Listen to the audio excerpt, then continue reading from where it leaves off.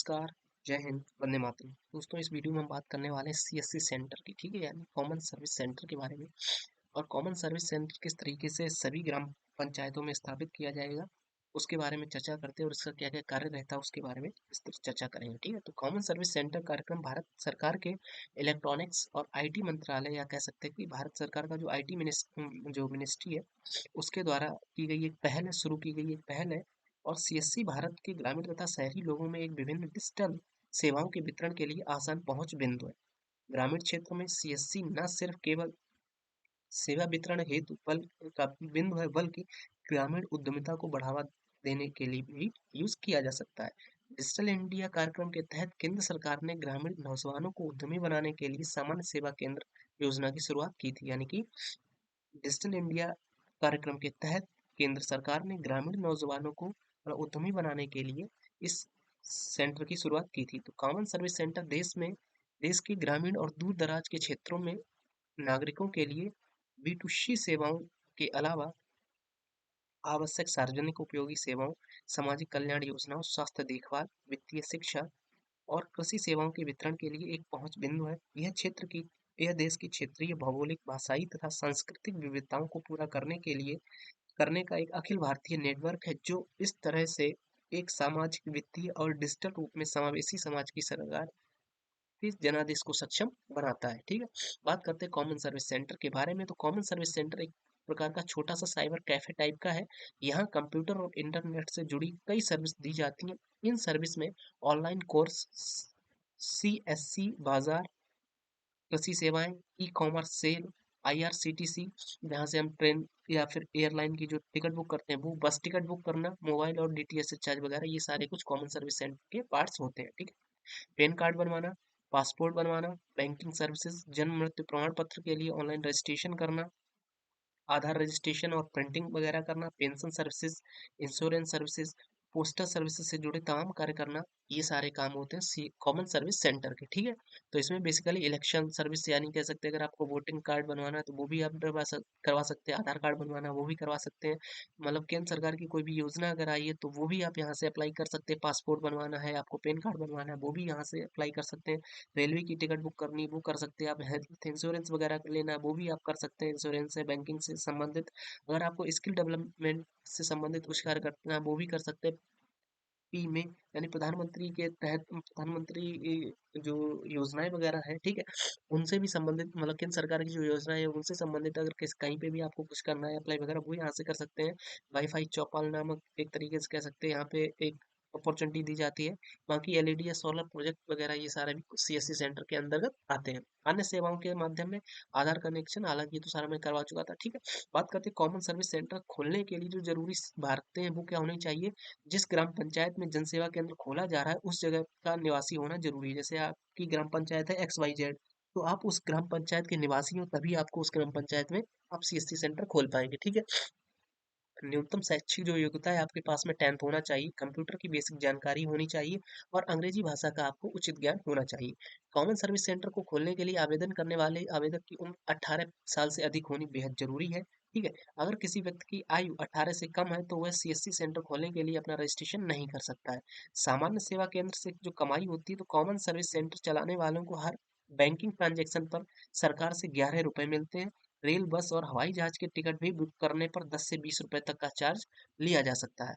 पहिलों के भुगतान और सरकारी योजनाओं में रजिस्ट्रेशन के माध्यम से CSC संचालक की कमाई होती है, ठीक है। ध्यान रखेंगे इस बात को। कुल मिला के जो बैंकिंग ट्रांजेक्शन वगैरह होते हैं उसमें सरकार की तरफ से इनको प्रति ट्रांजेक्शन पे, जो बैंकिंग के ट्रांजेक्शन होते हैं, 11 रुपए इनको दिए जाते हैं। अब बात करते हैं CSC 2.0 के बारे में। तो पूर्ववर्ती कॉमन सर्विस सेंटर योजना के मूल्यांकन के आधार पर भारत सरकार ने डिजिटल इंडिया के तहत अगस्त 2015 में CSC 2.0 या 2.0 भी बोल सकते हैं आप, इस परियोजना की शुरुआत की थी अगस्त 2015 में। जैसे पहले से कॉमन सर्विस सेंटर चल रहे थे, उसी आधार पर भारत सरकार द्वारा, मतलब कि डिजिटल इंडिया के तहत 2015 में, अगस्त 2015 में मतलब CSC 2.0 की शुरुआत की गई थी।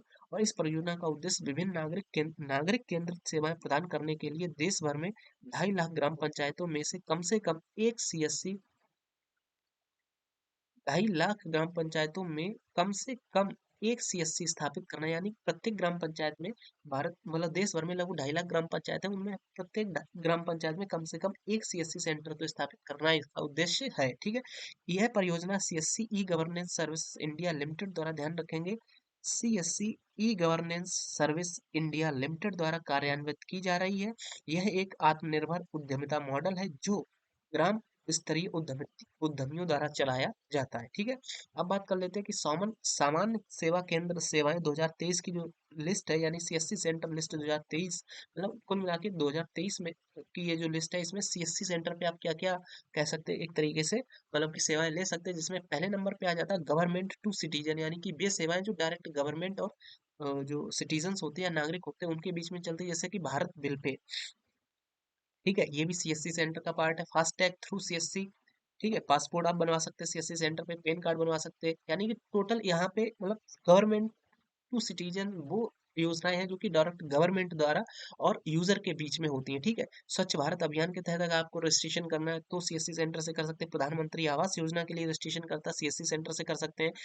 फूड सेफ्टी सिक्योरिटी के लिए आपको अगर रजिस्ट्रेशन करना है, फसाई का जो अगर मतलब अप्रूवल लेना है तो उसके लिए आप सीएससी सेंटर से जाके अप्लाई कर सकते हैं। सॉइल हेल्थ जो कार्ड है, यानी कि मृदा स्वास्थ्य कार्ड के लिए भी सीएससी सेंटर से अप्लाई कर सकते हैं। ई डिस्ट्रिक्ट के लिए भी आप सीएससी सेंटर से अप्लाई कर सकते हैं। इलेक्शन कमीशन ऑफ सर्विसेज से संबंधित जो भी है उसके लिए भी आप यहाँ से अप्लाई कर सकते हैं सीएससी सेंटर से। अब बात करते हैं बिजनेस टू सिटीजन, यानी कि जो कह सकते हैं कि एक तरीके से व्यवसायी जो मतलब बिजनेसमैन होते हैं, जो व्यवसायी होते हैं, उनके और नागरिकों के बीच में जो संवाद होता है उसके लिए भी आप सीएससी सेंटर में, जैसे डीटीएच का रिचार्ज है, ठीक है, डीटीएच का रिचार्ज अगर आप करते हो वो सरकार के पास में नहीं जाता, वो जाता है उस कंपनी के पास में, और लेकिन यूज आप करते हैं, यानी कि आप नागरिक हैं और आप जिस कंपनी का डीटीएच यूज कर रहे हैं या फिर मोबाइल रिचार्ज है या मोबाइल बिल है, तो उस कंपनी के पास में ये जाता है, तो वो बिजनेस टू सिटीजन है। ठीक है, थर्ड आ जाता है फाइनेंशियल इंक्लूजन, ठीक है, जिसमें digital finance inclusion, awareness and access, VLE बाजार, स्किल डेवलपमेंट,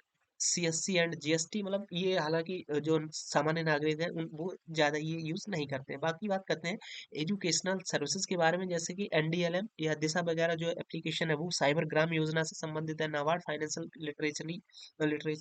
लिटरेसी प्रोग्राम है, लीगल लिटरेसी प्रोग्राम है, एनआईई एलआईटी कोर्सेज हैं जो कि मतलब कि जैसे ट्रिपल सी है या ओ लेवल वगैरह है, वो सारे कुछ के लिए आप ऑनलाइन अप्लाई कर सकते हैं सीएससी सेंटर से जाके। ठीक है, सीएससी बीसीसी कोर्सेज हैं, टेली सर्टिफाइड प्रोग्राम है, टेली कौशल प्रमाण प्रमाण पत्र है, ठीक है, लर्न इंग्लिश कोर्सेज है, इंट्रोडक्शन ऑफ जीएसटी वगैरह, ये सारे जो होते हैं वो एजुकेशन से संबंधित सर्विसेज हैं जो कि सीएससी सेंटर पे प्रोवाइड की जाती है। बाकी आ जाते हैं कि हेल्थ सर्विसेज में टेली हेल्थ कंसल्टेंसिंग है, या प्रधानमंत्री जन जन औषधि स्कीम है, हेलो हेल्थ किट्स है, थ्री नेहरू किट्स है, telemedicine remote diagnostic kit control H है, ठीक है, थायरो केयर है, जीवा आयुर्वेद स्कीम है, हेल्थ एमओ है। कुल मिला के जो स्वास्थ्य से संबंधित जो भी योजनाएं वगैरह हैं वो हेल्थ सर्विसेज के अंतर्गत आती हैं, और हेल्थ सर्विसेज के अंदर भी आप सीएससी का यूज कर सकते हैं, यानी कॉमन सर्विस सेंटर, सामान्य नागरिक सेवा। अदर सर्विसेज में एग्रीकल्चर से संबंधित जो सर्विसेज रहती हैं वो आ जाती हैं, डिजिटल इंडिया प्लेटफॉर्म है ये, और डिजी पे वगैरह भी जो अदर इसकी सर्विसेज हो जाती है। ठीक है, तो कुल मिला के ये थी हमारी सीएससी सेंटर, मतलब क्या होता है इसके खोलने के लिए आपको मिनिमम 18 वर्ष की उम्र चाहिए, और कह सकते हैं कि कंप्यूटर की बेसिक जानकारी होनी चाहिए, मिनिमम हाई स्कूल तक आपको पढ़ाई होनी चाहिए, और अंग्रेजी का भी आपको ज्ञान होना चाहिए था। ठीक है, और बात करते हैं कि सीएससी 2.0 की जो शुरुआत थी लगभग अगस्त 2015 में की गई थी, पूर्ववर्ती सीएससी जो योजना थी उसके आधार पर। ठीक है, और डिजिटल इंडिया के तहत की गई थी, और इसकी जो सर्विस प्रोवाइडर कंपनी है वो CSC e governance services India private limited है, और इसका उद्देश्य है लगभग 2.5 लाख ग्राम पंचायतों में सीएससी सेंटर स्थापित करना। ठीक है, तो ये था सीएससी सेंटर। चलिए आपसे मिलते हैं आपसे नए वीडियो में, ओके, जिसमें हम चर्चा करेंगे आगे के बारे में, यानी कि जो अगला हमारा पॉइंट रहेगा कि पंचायत स्तर पर जन कल्याणकारी योजनाओं का जो क्रियान्वयन होता है वो क्या क्या होता है, किस तरीके से होता है, उसके बारे में चर्चा करेंगे अगले वीडियो में।